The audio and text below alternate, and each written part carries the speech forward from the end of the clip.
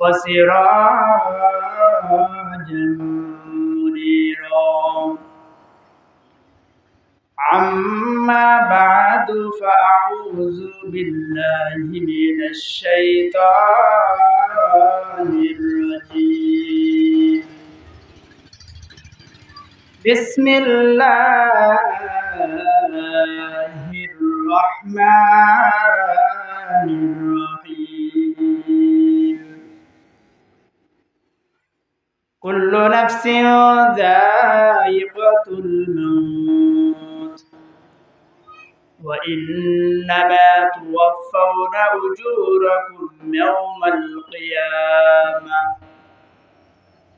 فمن زحزح عن النار وأدخل الجنة فقد فاز وما الحياة الدنيا إلا متاع الغرور. وقال تعالى: إذا جاء أجلهم لا يستأخرون ساعة ولا يستقدمون.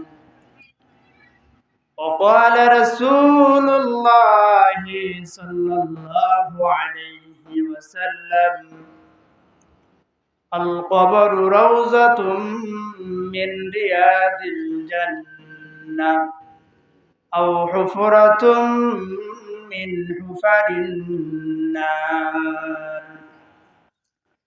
أو قال النبي عليه الصلاة والسلام. সকলে মুহাব্বতের সহিত নামাজের মধ্যে আমরা যে দুরূদ ইব্রাহিম পাঠ করি, সেই দুরূদ শরীফ সকলেই আমরা পড়ি। اللهم صل على محمد وعلى آل محمد كما صليت على إبراهيم وعلى آل إبراهيم إنك حميد مجيد. اللهم بارك على محمد وعلى آل محمد كما باركت على إبراهيم وعلى آل إبراهيم إنك حميد مجيد. بلغ العلا بكماله كشف الدجى بجماله حسنت جميع خصاله صلوا عليه وآله. يا صاحب الجمال ويا سيد البشر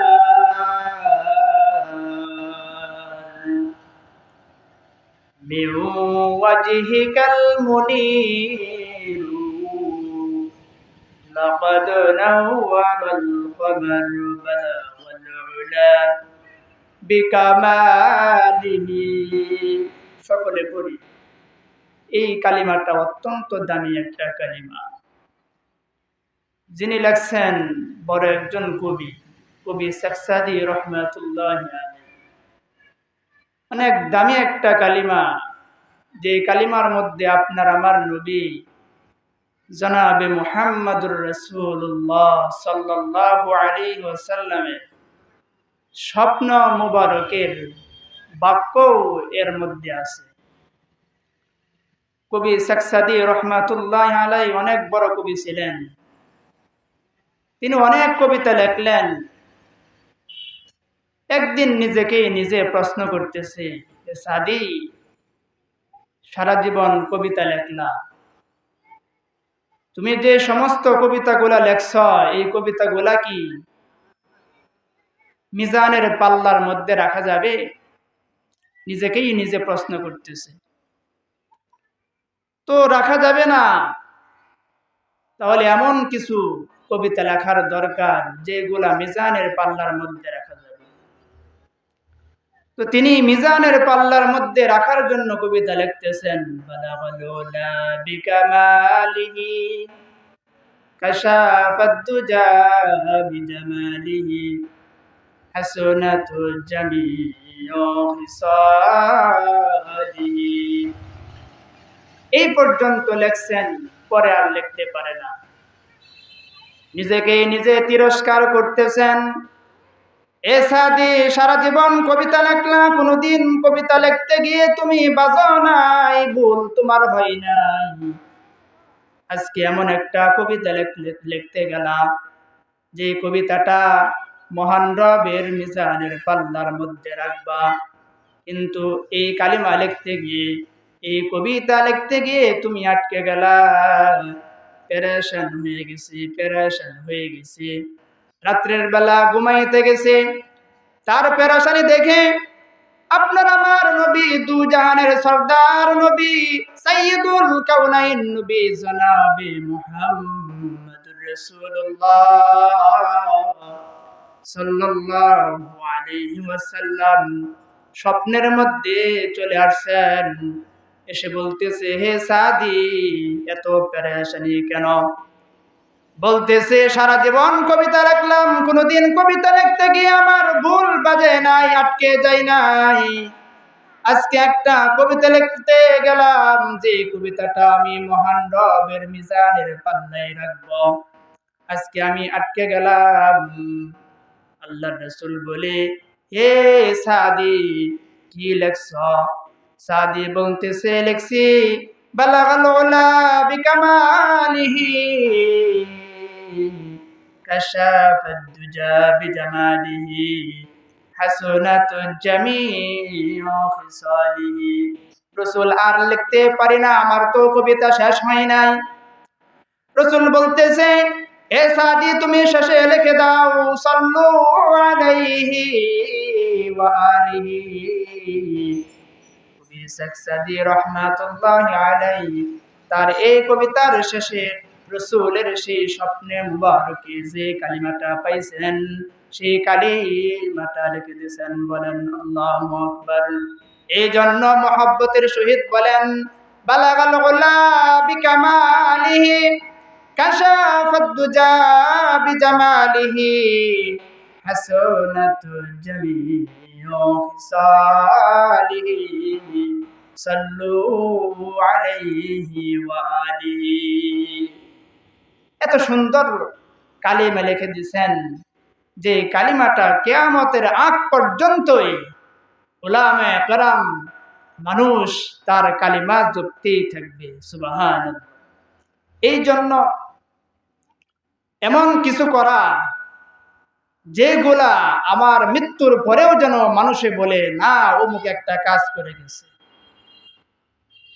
যাক, আলহামদুলিল্লাহ, আলোকদি দারুল কোরআন কাসিমুল উলুম মাদ্রাসা কর্তৃক আয়োজিত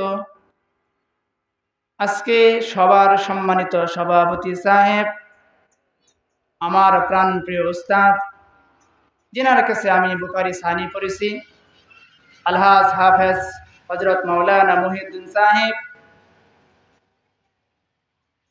উপস্থিত সহসভাপতি মুফতি নজরুল ইসলাম সাহেব, আমার অত্যন্ত মহব্বতের একজন মানুষ, আমাকেও হযরত অত্যন্ত মহব্বত করে থাকেন। উপস্থিত হযরত উলামায়ে কেরাম, দিন প্রিয়, ইসলাম প্রিয় ভাই ও বন্ধুগণ, পর্দার আড়ালের আমার মা ও বোনেরা, সকলকে আমার আন্তরিক মুবারকবাদ। আমরা সর্বপ্রথম সেই মহান রবের শুকরিয়া আদায় করি, যে মহান রব আপনাকে আমাকে আজকে এত একটা সুন্দর ব্যবস্থা করার তৌফিক দান করছেন। আজকে এই জায়গাটা এমন একটা জায়গা, হাদিসের ভাষায় এই জায়গাকে বলা হয় জান্নাতের বাগান। বলেন সুবহানাল্লাহ। জান্নাতের বাগান সাজানোর তৌফিক দান করছেন, তথা গুনাহ মাফের মজলিস। এই মজলিসে মনে করলে আসা যায় না যদি আল্লাহ তাআলা তৌফিক না দান করেন। তো আল্লাহ তাআলা আপনাকে আমাকে তৌফিক দান করছেন, জান্নাতের বাগান তথা গুনাহ মাফের মজলিসে আসার বসার তৌফিক দান করছেন। সেজন্য মহান রব্বে কারিমের দরবারে শুকরিয়া আদায় করি, সকলে বলি আলহামদুলিল্লাহ। যত বেশি শুকরিয়া আদায় করা যাবে তত বেশি আল্লাহ তাআলা নিয়ামত দিয়ে ভরপুর করে দিবেন। সুবহানাল্লাহ। আল্লাহ তাআলা বলেন, লাইন শাকারতুম লাযিদান্নাকুম, লাইন শাকারতুম লাযিদান্নাকুম ওয়া লাইন কাফারতুম ইন্না আযাবি লাশাদীদ। হে আমার বান্দা বান্দিরা, তোমরা যদি আমি আল্লাহ তাআলার শুকরিয়া আদায় করো, তাহলে আমি আল্লাহ তাআলা তোমাদেরকে নিয়ামত দিয়ে আরো ভরপুর করে দিব। বলেন সুবহানাল্লাহ। আল্লাহ তাআলা আপনাকে আমাকে অসংখ্য গণিত নিয়ামত দিয়ে ডুবাই রাখছেন। আল্লাহ তাআলার নিয়ামত ছাড়া আপনি আমি দুনিয়াতে এক সেকেন্ড বাঁচতে পারবো না। এতই নিয়ামত আল্লাহ তাআলা দিলেন। কেন আল্লাহ তাআলা এত নিয়ামত দিলেন? আপনি আমি সারা জীবন মহান রবের নিয়ামতগুলা ভোগ করে যাব আর শুধুমাত্র দুনিয়াবি কাজ কাম করব। এই জন্য মহান রব কিন্তু তার নিয়ামত আপনাকে আমাকে দেয় নাই। আল্লাহ তাআলা এই নিয়ামত কেন দিয়েছেন সেটা আল্লাহ তাআলা কোরআনের মধ্যে বলে দেন, ওয়ামা খালাকতুল জিন্না ওয়াল ইনসা ইল্লা লিয়াবুদুন। ও যুবক ভাইরা, পর্দার আড়ালের মা ও বোনেরা, আল্লাহ তাআলা যে আপনাকে আমাকে দুনিয়ার মধ্যে পাঠাইছেন এমনি এমনি পাঠাই দেয় নাই। দুনিয়াতেও তো আপনি আমি যে কোনো কাজ করি না কেন, উদ্দেশ্য ছাড়া কোনো কাজ কাম আপনি আমি করি না। যে ব্যবসা করে সেও একটা উদ্দেশ্য, তার ব্যবসা করে সে টাকা পয়সা রোজগার করবে। যে অন্যের বাড়িতে কাজ করে তারও একটা উদ্দেশ্য থাকে, আমি সারাদিন অমুক বাড়ি কাজ করব, সে আমাকে একটা মায়না দিবে। যে চাকরি করে সেও একটা উদ্দেশ্য, কাজ করে সারা মাস কাজ করব, মাস শেষে আমাকে একটা মাইনা দিবে। এইভাবে দুনিয়াতে যত কাজ আপনি আমি করি না কেন, উদ্দেশ্য ছাড়া কোনো কাজ কাম আপনি আমি করি না। তদ্রূপ ভাবে মহান রব যে আপনাকে আমাকে দুনিয়ার মধ্যে পাঠিয়েছেন, হাজারো হাজারো লাখো লাখো নিয়ামত আল্লাহ তাআলা আপনাকে আমাকে দিতেছেন। কেন দিতেছেন?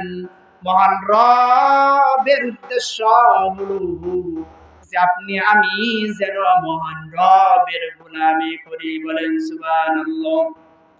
এই জন্যই মহান রব বলে, আমি জিন এবং মানুষকে পাঠাইছি একমাত্র আমার ইবাদত বন্দেগী করার জন্য। এখন আপনি আমি যদি মহান রবের হুকুমগুলা মানার পর পরিবারের কাজ কাম করি, সেই কাজ কামটাও আপনার আমার জন্য ইবাদত হয়ে যাবে। আপনি আমি যদি মহান রবের হুকুম মানার পর আপনি আমি চাকরি করি, ব্যবসা করি, খেতে খামারে কাজ কাম করি, সন্তান লালন পালন করি, এই সমস্ত কাজগুলো আপনার আমার জন্য মহান রবের কাজ হয়ে যাবে। বলেন সুবহানাল্লাহ। তবে শর্ত হলো আপনি আমি দুনিয়াতে যে কাজটাই করি না কেন, এই কাজটা আপনাকে আমাকে নিয়ম মাফিক করতে হবে।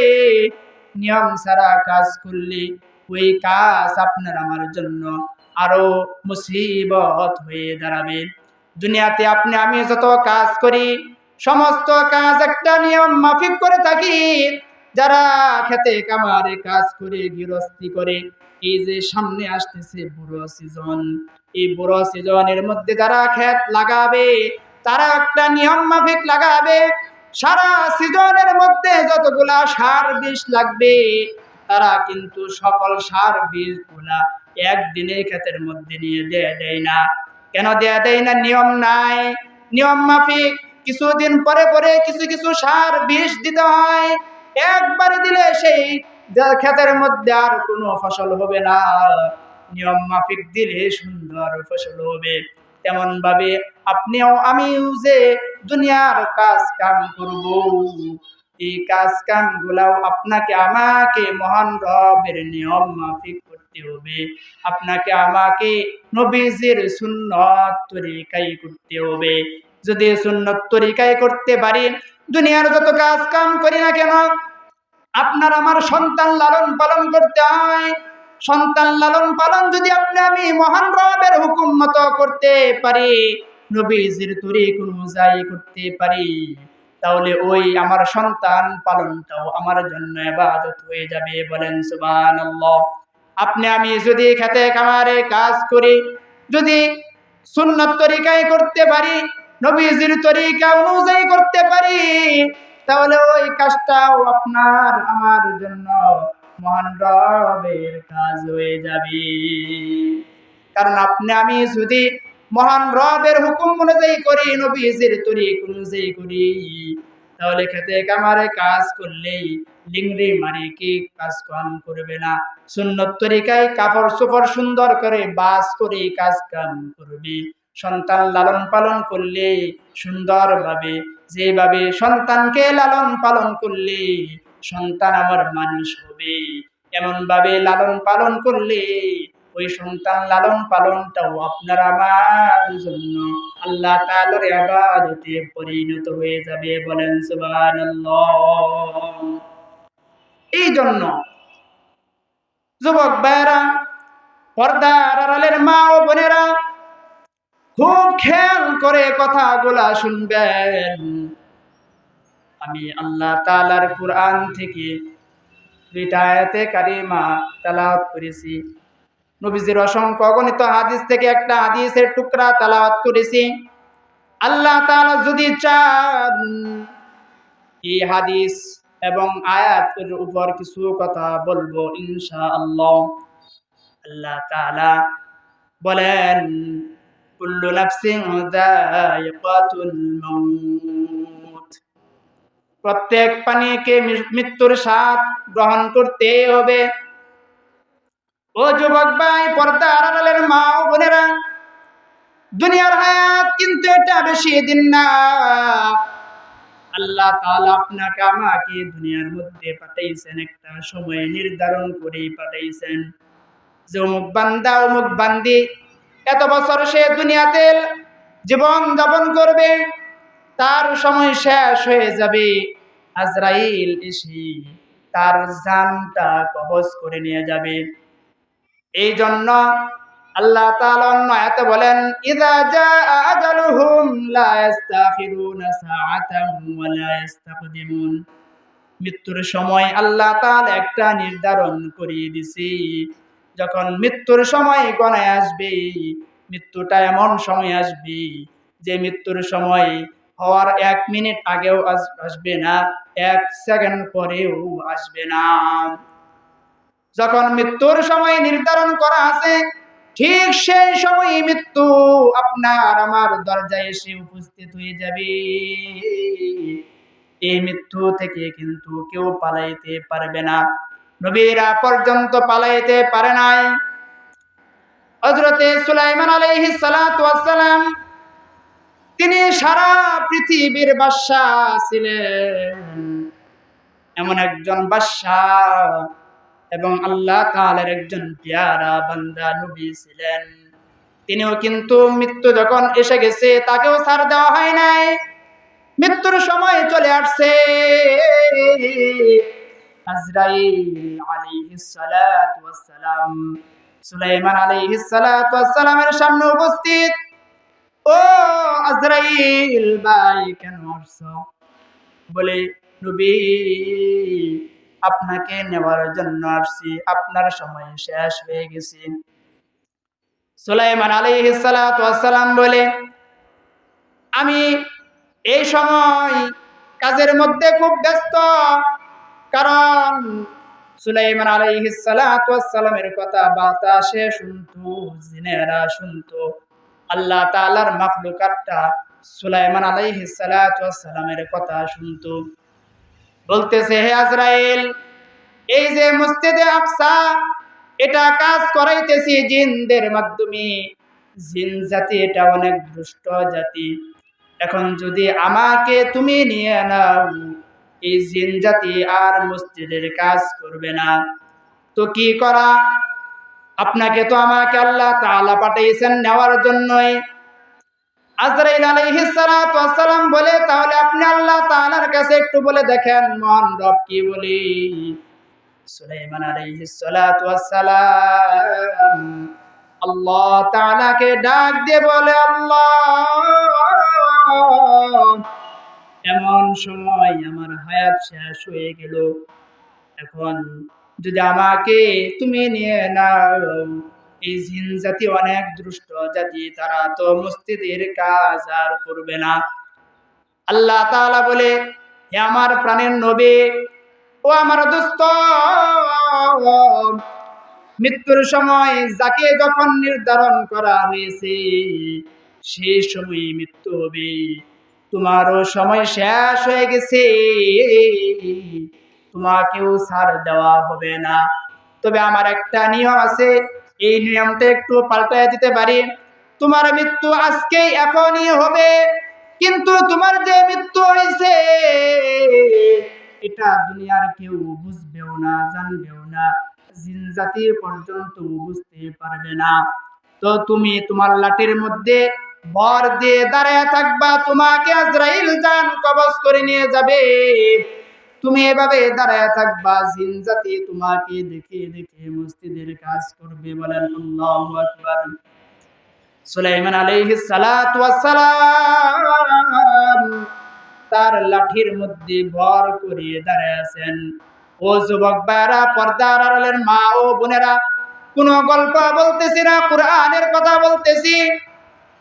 সুলাইমান আলাইহিস সালাতু ওয়াস সালাম লাঠির মধ্যে ভর দিয়ে দাঁড়ায় আছি। ঠিক ওই মুহূর্তে আজরাইল আলাইহিস সালাতু ওয়াস সালাম তার জানটাকে কবজ করে নিয়ে গেল। ওই দিক দিয়ে জিন জাতি দেখে নবী তো লাঠির মধ্যে ভর দিয়ে দাঁড়ায় আছে, সুন্দরভাবে কাজ কাম করো, কাজ কামের মধ্যে কোনো ফাঁকি দিও না।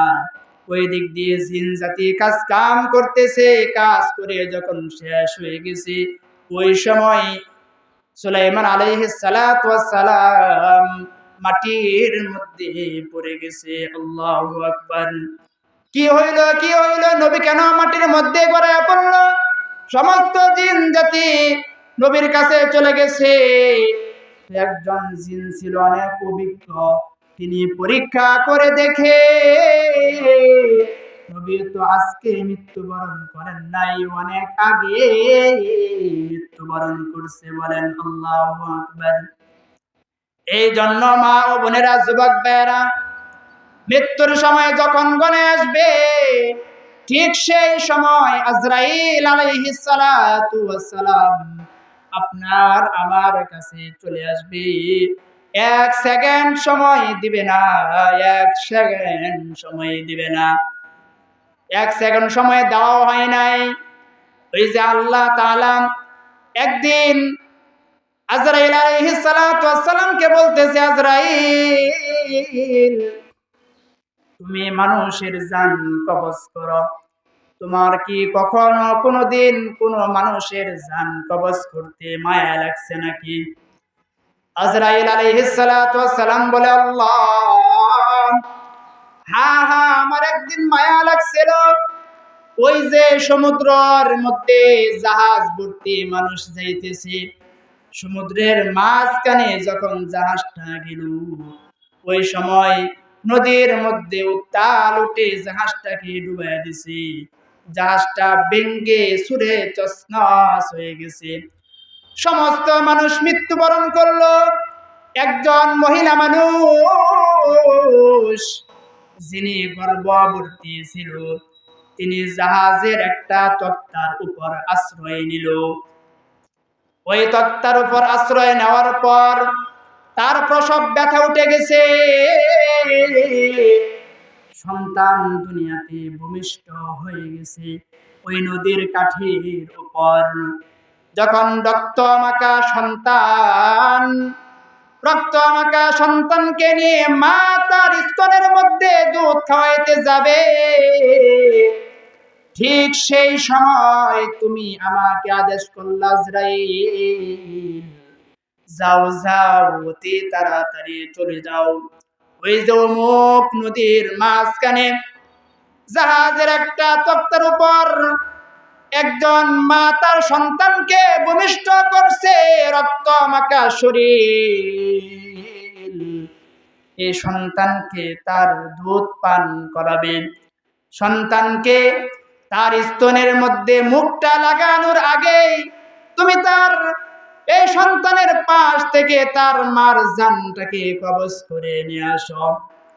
আমি গেলাম, তার জানটাকে কবজ করে নিয়ে আসলাম, কিন্তু আমার অনেক মায়া লাগছিল যে সমুদ্রের মাঝখানে কাঠের একটা তক্তার উপর এই রক্ত মাখা সন্তান, এই সন্তানকে, এই সন্তানের মুখের মধ্যে কে এক ফোঁটা দুধ দিবে, কে এক ফোঁটা পানি দিবে। আমার অনেক মায়া লাগছিল তার মা যেন তার সন্তানকে একটু খুশিতে তার সন্তানকে দুধ পান করাইতে পারে, কিন্তু তোমার আদেশ দুধ পান করানোর আগেই যেন আমি তার জানটাকে কবজ করে নিয়ে আসি। আমি ঠিক সেই সময় তার জানটাকে বের করে নিয়ে আসছি, কিন্তু আল্লাহ আমার অনেক মায়া লাগছিল।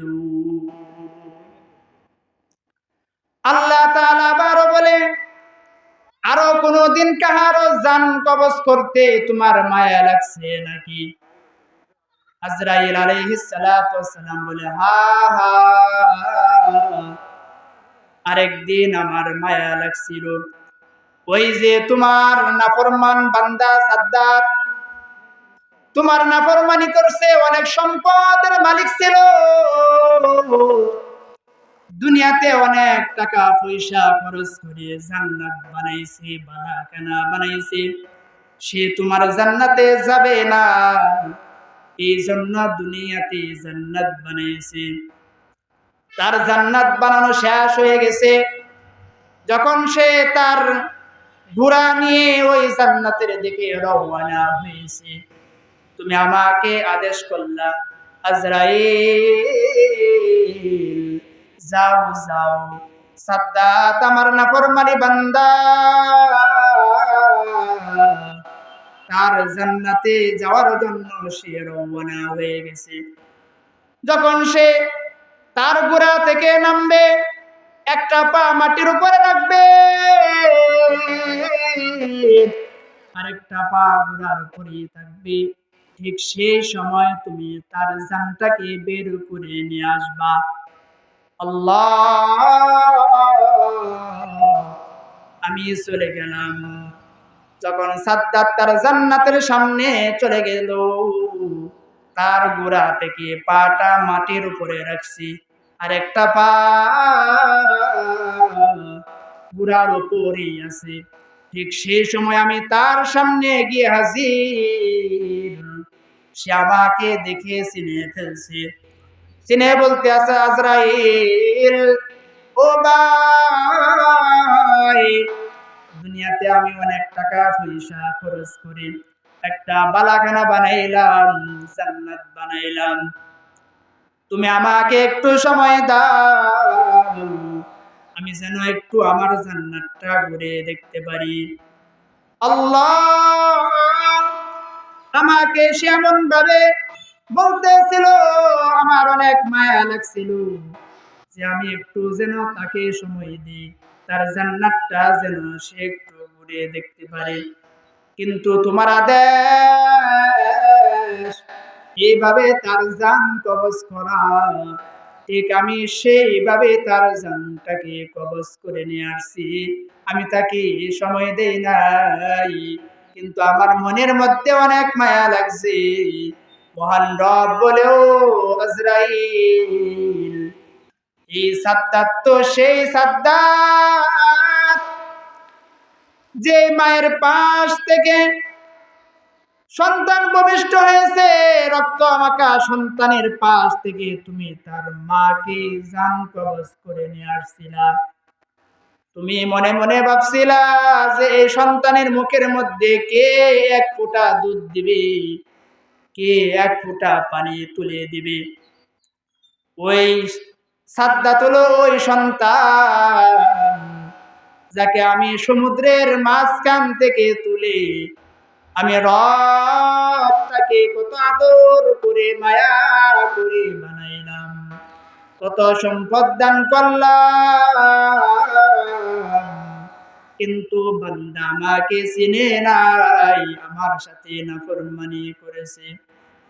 তবে যখন তোমার কাছে একটু সময় চাইছিল, ওই সময় যদি সাদ্দাত আমার কাছে বলতো আল্লাহ আমি নাফরমানি করে ফেলছি, আমার ভুল হয়ে গেছে, আল্লাহ আমাকে তুমি মাফ করে দাও, যদি আমার কাছে বলতো তওবা করতো, তাহলে আমি আল্লাহ তাআলা এই নাফরমান সাদ্দাতকেও মাফ করে দিতাম। বলেন সুবহানাল্লাহ। এই যে সাদ্দাত এত সম্পদের মালিক ছিল, এই সাদ্দাতকে মহান রব সমুদ্রের মাঝখান থেকে এনে লালন পালন করাইছে। এই সাদ্দাত যখন মৃত্যুর সময় গণায় আসছে, মৃত্যু তার হয়ে গেছে, এত টাকা পয়সা খরচ করে বালাখানা বানাইছে, ওই বালাখানা নিজে চোখে দেখতেও পারে নাই। ও যুবক ভাই, পর্দার আড়ালের মা ও বোনেরা, কতদিন আর বাঁচবেন? 50, 60 বছর, 70 বছরের জিন্দেগি, এই দুনিয়ার হায়াত শেষ হয়ে যাবে। কিন্তু সামনে এমন একটা জিন্দেগি আপনার আমার সামনে, যে জিন্দেগি শুরু হবে কোনদিন আর শেষ হবে না। রাসূল হাদিসের মধ্যে সুন্দর উপমা দিছে, যে দুনিয়া ভর্তি যদি শস্যর দানা দিয়ে ভর্তি করা হয়, আর একটা পাখিকে যদি বলা হয় যে 500 বছর পরে পরে একটা করে সরিষার দানা এই দুনিয়া থেকে তার ঠোঁট দিয়ে নিয়ে যাবে, এমন ভাবে 500 বছর পরে পরে একটা করে সরিষা নিলেও তো কোনোদিন না কোনোদিন এই দুনিয়া থেকে সরিষার দানা নেওয়া শেষ হয়ে যাবে। কিন্তু কোন দিন শেষ হবে এটা হিসাব করালে হিসাবে ধরবে না। রাসূল বলে, এত বড় পৃথিবী, এটার শস্য যদি 500 বছর পরে পরেও নেওয়া হয়, একদিন তো একদিন শেষ হবেই। কিন্তু আখিরাতের জিন্দেগি এমন এক জিন্দেগি, শুরু হবে আর কোনদিন শেষ হবে না। এই জন্য দুনিয়ার হায়াতটা সুন্দরভাবে ব্যবহার করতে হবে। আমি মারা যাওয়ার পরে আমার প্রতিবেশী যেন বলি, অমুকের বাবা, অমুকের সন্তান, অমুকের স্ত্রী, অমুকের বোন অনেক ভালো মানুষ ছিল।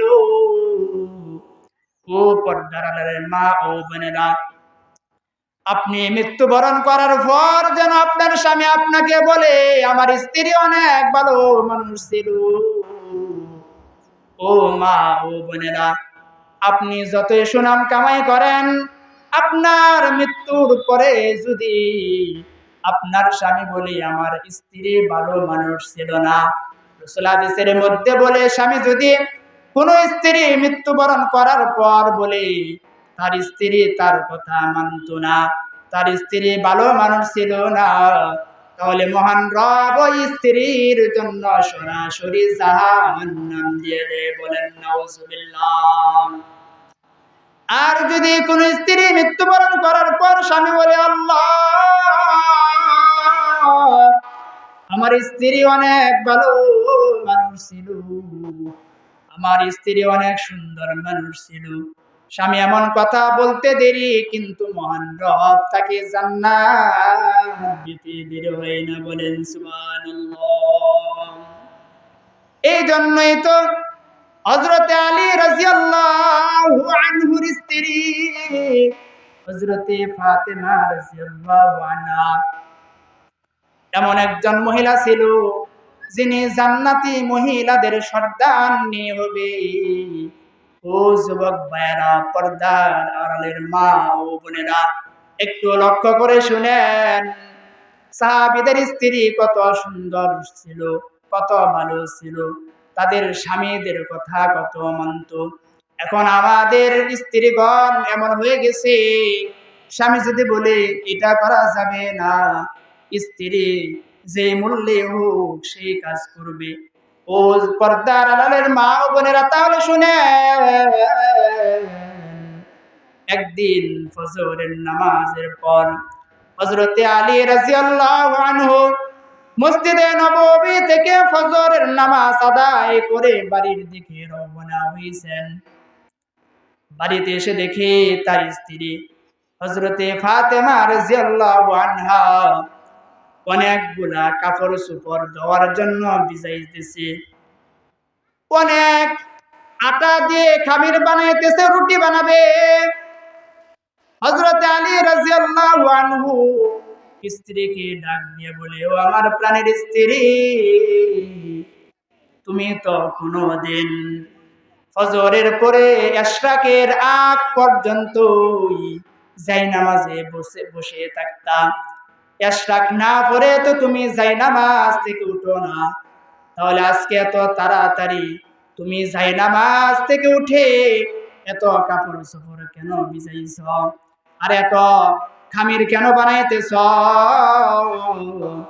এত এই কাপড় তুমি ভিজাইলা যে তোমার একা এই কাপড়গুলা ধৌত করা সম্ভব হবে না। এত আটা তুমি গুলাইলা যে তুমি যদি এই আটা দিয়ে রুটি বানাও তাহলে কয়েকদিন যাবে, শেষ করা যাবে না। হযরতে ফাতেমা রাদিয়াল্লাহু আনহা ডাক দিয়ে বলে, আমার প্রাণের স্বামী আসেন, এদিকে আসেন। হযরতে আলী রাদিয়াল্লাহু আনহু কাছে চলে গেছেন, যা দেখে হযরতে ফাতেমা রাদিয়াল্লাহু আনহা কাপড়ের আঁচলটা মুখের মধ্যে দিয়া কান্নাকাটি করতেছে, কান্নাকাটি করতেছে। হযরতে আলী রাদিয়াল্লাহু আনহু বলে, ও আমার স্ত্রী, কেন এত কান্নাকাটি করতেছ? হযরতে ফাতেমা রাদিয়াল্লাহু আনহা ডাক দিয়ে বলে, আমার প্রাণের স্বামী, আমি আজকে রাত্রের বেলা একটা স্বপ্ন দেখেছি। অন্ধকার ঘর, আমার আব্বা আমার নবী জনাবে মুহাম্মদ রাসূলুল্লাহ সাল্লাল্লাহু আলাইহি ওয়াসাল্লাম আমার ঘরের মধ্যে চলে আসছেন। অন্ধকারে আমার বাবা যেন ঘরের মধ্যে কি খুঁজাখুঁজি করতেছে। খুঁজে খুঁজে যখন আমার বাবা চলে যায়, তখন আমি বাবাকে ডাক দিয়ে বললাম, ও বাবা, অন্ধকারের মধ্যে কি খুঁজাখুঁজি করতেছেন, চলে যাইতেছেন? আমার বাবা বলে, ও আমার মা, আমি তো তোমাকে খুঁজাখুঁজি করতেছি। ফাতেমা রাদিয়াল্লাহু আনহা বলে, ও আমার প্রাণের স্বামী, তখন আমি বাবাকে বললাম, বাবা তখন বলল, আমার মা, তোমাকে খুঁজতেছি, কেন খুঁজতেছ?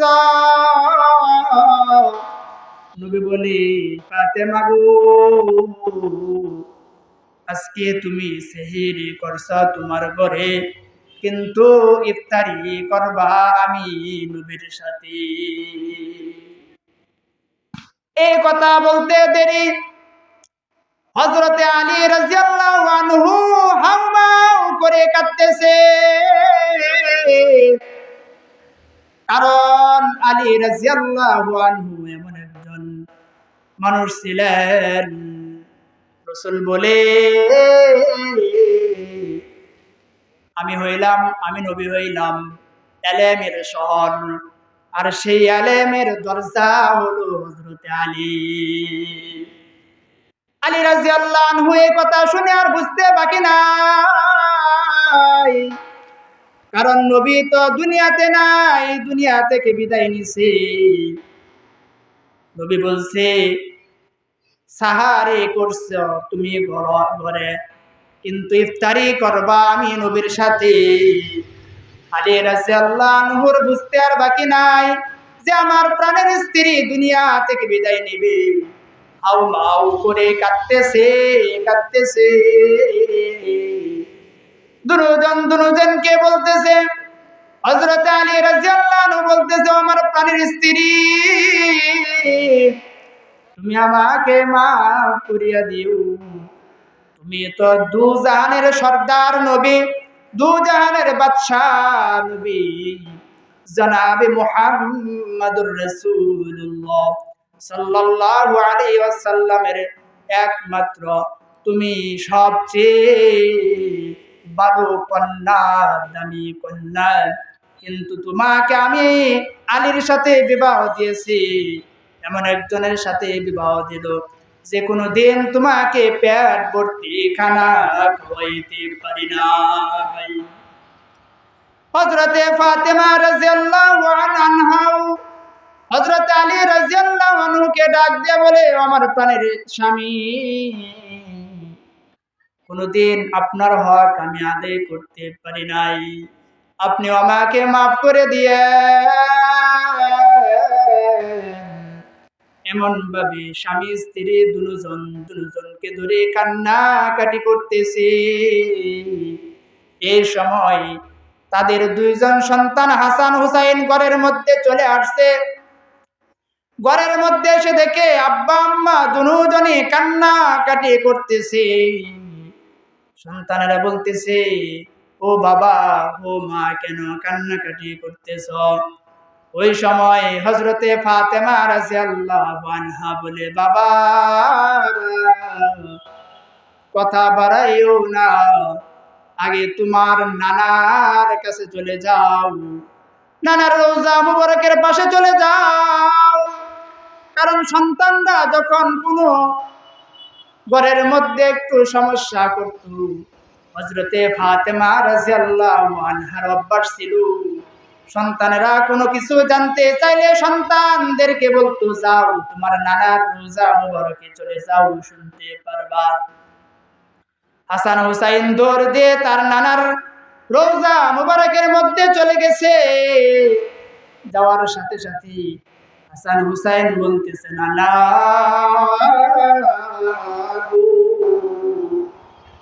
ঘরের মধ্যে আব্বা আম্মা দুজনেই কান্নাকাটি করতেছে, তোমার কাছে আসতে বলছে, কেন তারা কান্নাকাটি করে? দুজাহানের সর্দার নবী সাইয়্যিদুল কাউনাইন নবী রওজা মুবারক থেকে ডাক দিয়ে বলে, ও আমার প্রাণের নাতিনেরা, আগে ঘরের মধ্যে চলে যা, মায়ের চেহারা বেশি করে দেখে নাও, তাড়াতাড়ি ঘরের মধ্যে চলে যাও। এই কথা বলতে দেরি হাসান হুসাইন কান্নাকাটি করতেছে আর বাড়ির দিকে আসতেছে। তারাও বুঝিয়ে ফেলছে যে মা দুনিয়ার মধ্যে আর বেশি সময় থাকবে না। ও আমার প্রাণের যুবক ভাই, পর্দার মা বোনেরা, লক্ষ্য করে শুনেন, দুনো ভাই, ছোট ছোট দুই ভাই কান্না করে বাড়ির দিকে আসতেছে, ঘরের মধ্যে কান্না কাটি করে ঢুকতেছে, কান্না করতেছে আর বলতেছে, ও মা, তোমার কাছে জানতে চাইছি নবীর কাছে পাঠাইছো। ও মা গো, আমরা বুঝে গেছি তোমরা দুজন কেন কান্নাকাটি করো। হযরতে ফাতেমা রাদিয়াল্লাহু আনহা তার স্বামীকে বলতেছো, আমার প্রাণের স্বামী, আর বেশি সময় দুনিয়ার মধ্যে আমি থাকবো না। আমি পর্দা নিয়ে দুনিয়ার মধ্যে আসছি। আমি যেন পর্দা নিয়ে দুনিয়া থেকে যাইতে পারি। ও আমার প্রাণের স্বামী, আপনার কাছে আমার ওসিয়ত, আমার রাত্রের বেলা আমার মৃত্যু হবে, আপনি আমাকে রাত্রের বেলায় জানাজা পড়ে কবরের মধ্যে রেখে দিবেন। আমি ফাতেমা যে মৃত্যুবরণ করছি আপনি কাউকে বলবেন না। হযরতে আলী রাদিয়াল্লাহু আনহু বলে, এটা কেমন কথা বলতেছ? তুমি দু জাহানের বাদশা জনাবে মুহাম্মদুর রাসূলুল্লাহ সাল্লাল্লাহু আলাইহি ওয়াসাল্লামের কন্যা। তোমার মৃত্যুর কথা শুনি সকলেই তোমার জানাজার নামাজ পড়ার জন্য আসবে। ফাতেমা রাদিয়াল্লাহু আনহা বলে, আমার প্রাণের স্বামী, আমার জানাজার নামাজ পড়ার জন্য যদি মানুষ আসে তাহলে আমার কাপড়ের উপর দিয়ে মানুষ বুঝতে পারবে আমি কতটুকু মোটা ছিলাম, কতটুকু লম্বা ছিলাম। আমার এই সমস্ত কোনো জিনিসের দরকার নাই। আমি পর্দা নিয়ে দুনিয়াতে আসছি, পর্দা নিয়ে যেন কবরে যাইতে পারি। ও পর্দার আড়ালের মা বোনেরা দেখেন, জান্নাতি মহিলাদের সর্দারনি যিনি হবেন তিনি পর্দা নিয়ে কেমন কথা বলতেছেন, যে মানুষ যেন আমার জানাজার নামাজে না আসে। আপনি আপনার সন্তানদেরকে নিয়ে জানাজার পরে রাত্রির বেলায় আমাকে কবরস্থ করে দিবেন। ওই যে গুরুস্থানের মধ্যে একটা সবুজ বাতি জ্বলবে, ওই বাতির নিচে আমার কবর খুঁদবেন।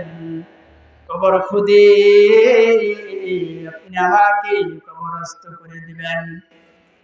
হযরতে ফাতেমা রাদিয়াল্লাহু আনহার মৃত্যু হয়ে গেল, কাফন দাফন শেষ, জানাজার নামাজ পড়ে তিনজন তো হযরতে ফাতেমা রাদিয়াল্লাহু আনহাকে নেওয়া যাবে না। ওই সময় আল্লাহর রাসূল সাল্লাল্লাহু আলাইহি ওয়াসাল্লামের একজন সাহাবী কাঁদতে কাঁদতে চলে আসে। যখন আসলো, হযরতে আলী রাদিয়াল্লাহু আনহু ডাক দিয়ে বললে, ও ভাই, তুমি কেমন ভাবে জানলা? তখন ওই সাহাবী বলতেছে, ও আলী ভাই,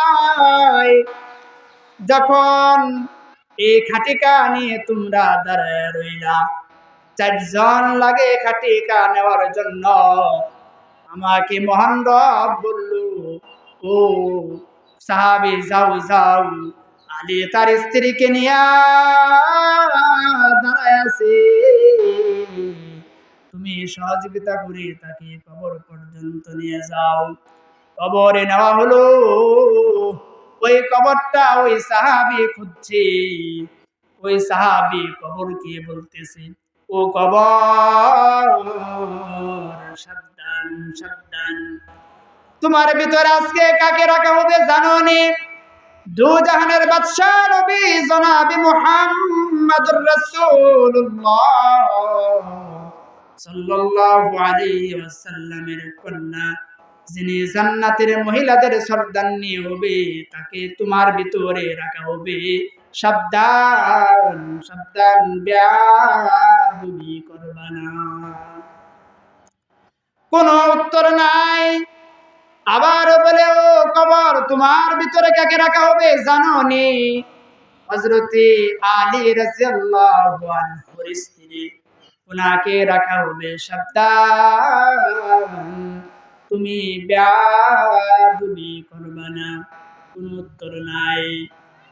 বলতেছে, ও কবর, তোমার ভিতরে রাখা হবে হযরতে হাসান হুসাইন রাদিয়াল্লাহু আনহুমার মাকে রাখা হবে।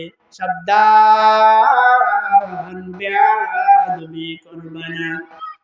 কবর থেকে উত্তর আসে, ও সাহাবী, আমি নবীর কন্যাকে চিনি না, আমি হাসান হুসাইন মাকে চিনি না, আমি হযরতে আলী রাদিয়াল্লাহু আনহুর স্ত্রীকে চিনি না। আমি কবর চিনি, যে ব্যক্তি দুনিয়া থেকে আমল নিয়ে আমি কবরের ভিতরে আসবে, আমি কবর শুধুমাত্র ওই ব্যক্তির সাথে ভালো ব্যবহার করব। ও যুবক ভাই, পর্দার আড়ালের মা ও বোনেরা, হযরতে ফাতেমা রাদিয়াল্লাহু আনহা জান্নাতি মহিলাদের সর্দারনি, যিনি তিনার ব্যাপারেও এমন কথা। দেখেন তাহলে আপনি আমি কি করতেছি? আপনার আমার স্বামী, তিনি আমাকে কথা বললে মানতে চাই না। স্বামী যদি বলে এই কাজ করিও না, ওই কাজ করো, মানতে চাই না। ও পর্দার আড়ালের মা ও বোনেরা, স্বামী যেভাবে আপনাকে চালাবে ঠিক সেভাবে আপনাকে চলতে হবে। যদি চলতে পারেন, মৃত্যুর পরে আপনার স্বামী আপনাকে বলবে, আল্লাহ, আমার স্ত্রী ভালো মানুষ ছিল। আল্লাহ রাসূল বলেন, স্ত্রী কবর যাওয়ার পর স্বামী যদি এই সার্টিফিকেট দিয়ে দেয় আমার স্ত্রী ভালো লোক ছিল, এটা বলতে দেরি কিন্তু মহান রব ওই স্ত্রীকে জান্নাত দিতে দেরি করে না। বলেন সুবহানাল্লাহ। এই জন্য কবরে যাইতে হবে। এই জন্যই তো মহান রব বলে, কুল্লু নাফসিন যায়িকাতুল মাউত, মৃত্যুর স্বাদ প্রত্যেক প্রাণীর গ্রহণ করতে হবে। ও যুবক ভাই, পর্দার আড়ালের মা ও বোনেরা, মৃত্যুর কথা যদি আপনি আমি স্মরণ করি, তাহলে দুনিয়াতে আপনি আমি মহান রবের নাফরমানি করতে পারি না, আল্লাহ তাআলার গুনাহের কাজ করতে পারি না। কিন্তু সাহাবীরা যখন তাদের গুনাহ হয়ে যাইত, তারা পেরেশানি হয়ে যাইতেন। সিয়াসিত্তা কিতাবের হাদিস বলি শুনেন, একজন মহিলা গুনাহ করে ফেলছে, সে জিনা করেছে, জিনার সন্তান তার পেটের মধ্যে এসে গেছে, তার পেরেশানি বেড়ে গেছে। জনাবে মুহাম্মদুর রাসূলুল্লাহ সাল্লাল্লাহু আলাইহি ওয়াসাল্লামের দরবারে চলে গেছেন, যা বলতেছেন, নবী গো, আমি জিনা করে ফেলেছি, আমার উপর আপনি হদ কায়েম করেন। দুনিয়াতে জিনার শাস্তি নিয়ে, জিনার গুনাহ নিয়ে আমি কবরে যাইতে চাই না। নবী বলে, তুমি তো জিনা করতে পারো না, আমার সাহাবীরা জিনা করতে পারে না। সাহাবী বলে, রাসূল, আমি সত্যি জিনা করেছি, কারণ আমার পেটের মধ্যে জিনার সন্তান এসে গেছে। আল্লাহ রাসূল বলল, তাহলে বাড়িতে চলে যাও, তুমি জিনা করছো, তুমি অন্যায় করছো, গুনাহ করছো, কিন্তু তোমার গর্ভের মধ্যে যে সন্তান আসছে, ওই সন্তান তো গুনাহ করে নাই, ভুল করে নাই। ওই সন্তান যখন ভূমিষ্ঠ হবে তখন তুমি আসবা, তোমার হক কায়েম করা হবে। ও পর্দার আড়ালের মা ও বোনেরা, দেখেন তারা যদি গুনাহ করে ফেলতো তাহলে পেরেশানি কত বেড়ে যেত। তো সন্তান ভূমিষ্ঠ হয়ে গেছে, সন্তানকে কোলে নিয়ে নবীর দরবারে চলে গেছে, যা বলতেছে, নবী গো, এই যে আমার সন্তান দুনিয়াতে ভূমিষ্ঠ হয়ে গেছে, এখন আমার উপর আপনি হদ কায়েম করে দেন। নবী বলে এখনো সময় হয় না, এই সন্তানের খাবার তোমার বুকের মধ্যে আছে, এই সন্তান তোমার খাবার খেয়ে শেষ করবে। যখন দুনিয়ার খাবার খাইতে পারবে, তুমি মায়ের কোনো দরকার লাগবে না, তখন তুমি আসবা। যাও 2-2.5 বছর দুধ পান করাইতে থাকো, এরপরে আমার কাছে আসবা। ওই মা তার সন্তানকে নিয়ে বাড়িতে চলে গেছে, সন্তানকে তার দুধ পান করাইতেছে। যখন তার সন্তান তার মায়ের দুধের আর প্রয়োজন পড়ে না, দুনিয়ার খাবার খাইতে পারে, তখন তার সন্তানকে নিয়ে রাসূলের দরবারে যাইতেছে। কিন্তু ওই মায়ের মনের মধ্যে অনেক সন্দেহ নিয়ে যাইতেছে, এই জন্য তার এই ছোট বাচ্চাকে আর কুলে করে নেয় না, হাঁটায় হাঁটায় আনিতেছে এবং ওই সন্তানের হাতের মধ্যে রুটি তুলে দিছে। এই রুটি খেয়ে খেয়ে আল্লাহ রাসূল সাল্লাল্লাহু আলাইহি ওয়াসাল্লামের দরবারে ওই মা তার সন্তানকে হাঁটায় হাঁটায় নিয়ে যাইতেছে, কারণ তিনি যেন বলতে পারে, আজকে যেন আমার নবী আর আমাকে ঘুরায় না দেয়, কারণ আমার সন্তান দুনিয়ার খাবার খাইতে পারে, আমি যেন নবীকে বলতে পারি। নবীর দরবারে যে বলতেছে, নবী গো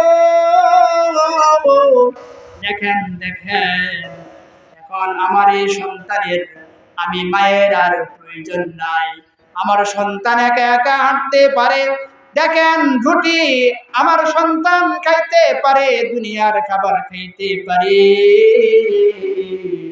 ও আমার প্রাণের নবী গো,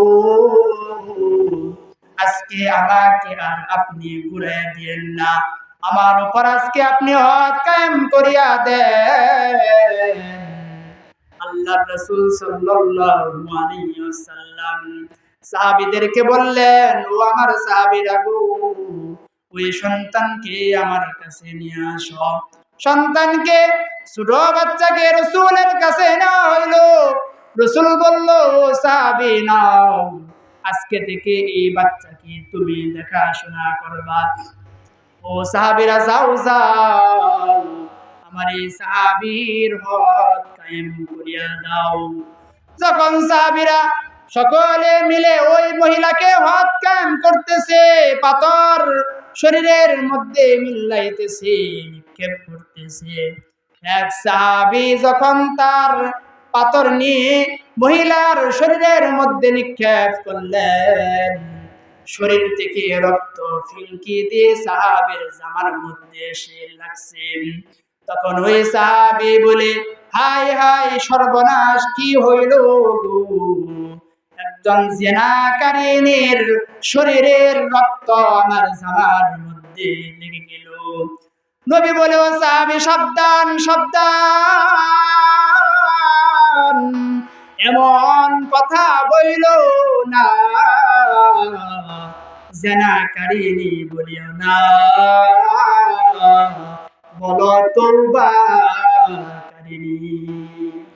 কারণ আমার এই সাহাবী এতই তওবা করেছে, তার একজন তওবা যদি তার পুরা বংশের মধ্যে দেওয়া হয়, এই একজনের তওবায় পুরা বংশের জন্য যথেষ্ট হয়ে যাবে। বলেন সুবহানাল্লাহ। দেখেন তারা গুনাহ হয়ে গেলে, তাদের গুনাহ হয়ে গেলে তারা কত পেরেশানি হয়ে যেত, আর আপনি আমি গুনাহ করি, আপনার আমার কোনো পেরেশানি নাই। এই জন্য ও পর্দার আড়ালের মা ও বোনেরা, মৃত্যুবরণ করতে হবে। এরপরে মহান রব বলেন, ওয়াইন্নামা তুওয়াফাউনা উজুরাকুম ইয়াওমাল কিয়ামাহ, দুনিয়ার হায়াতের মধ্যে আপনি আমি যা করতেছি, এই সব কিছুর উজরত কিয়ামতের দিন আপনাকে আমাকে দেওয়া হবে। ভালো করলেও দেওয়া হবে, মন্দ করলেও দেওয়া হবে, তুমি ওই ব্যক্তি সফল কাম। মহান রব বলেন, ফামান যুহজিহা আনিন নারি ওয়া উদখিলাল জান্নাতা ফাকাদ ফাজ। ফাজ, ওই ব্যক্তি সফল কাম হয়ে গেল। যে ব্যক্তিকে জাহান্নাম থেকে দূরে সরায় নেওয়া হয়েছে এবং জান্নাতের মধ্যে প্রবেশ করানো হইল, ওই ব্যক্তি ফাকাদ ফাজ, সফল কাম হয়ে গেল। বলেন আল্লাহু আকবার। এই জন্য আপনাকে আমাকে যদি জাহান্নাম থেকে আল্লাহ তাআলা বাঁচায় দেয়, জান্নাতের মধ্যে প্রবেশ করায়, তাহলে কিন্তু আপনি আমি সফল কাম হয়ে যাব।